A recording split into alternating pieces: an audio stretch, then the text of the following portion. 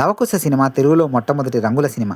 1958లో మొదలై ఎన్నో బాలారిష్టాలను అధిగమించి 1963లో రిలీజ్ అయింది. సినిమాలో తారాగణాన్ని నిర్ణయించేటప్పుడు కాంతారావు గారు పెద్ద నటులు కాబట్టి రాముడి తర్వాత ఎక్కువ ప్రాధాన్యత ఉన్న పాత్ర అయిన లక్ష్మణుడి పాత్రకు ఆయన పేరును ఖరారు చేశారు. తీరా షూటింగ్ సమయానికి ఇస్నోఫీలియా మూలంగా చాలా సన్నబడ్డారు కాంతారావు గారు. దాంతో మిగతా నటులకు వారి పాత్ర పేరుతో డైలాగ్ షీట్స్ ఇచ్చి కాంతారావు గారికి మాత్రం ఆయన సొంత పేరిట డైలాగ్ షీట్ ఇచ్చారట నిర్మాతలు. అక్కడున్న డైలాగ్ చెప్పి యువతలకి వచ్చి అసిస్టెంట్ డైరెక్టర్తో ఆరా తీయగా తనది శత్రుఘ్నుడి పాత్ర అని తేలింది. దాంతో అదే సాయంత్రం ఎన్టీఆర్ని కలిసి విషయం చెప్పి వాపోయారట కాంతారావు గారు.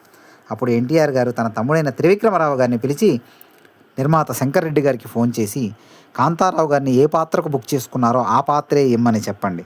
అలా కాని పక్షంలో వారికి ఇచ్చిన అడ్వాన్సును నిర్మాతలు తీసే ఇతర సినిమాల్లో పాత్రకు గాను మార్చుకోమనండి. అంతేగాని ఆర్టిస్ట్ను అవమానపరచవద్దు అని మా మాటగా చెప్పండి. అంతేకాదు, మేము ఇద్దరం అన్నదమ్ములం కాదు, కాంతారావు గారితో కలుపుకొని మేము ముగ్గురం అన్నదమ్ములం అని కూడా చెప్పండి అన్నారట ఎన్టీఆర్.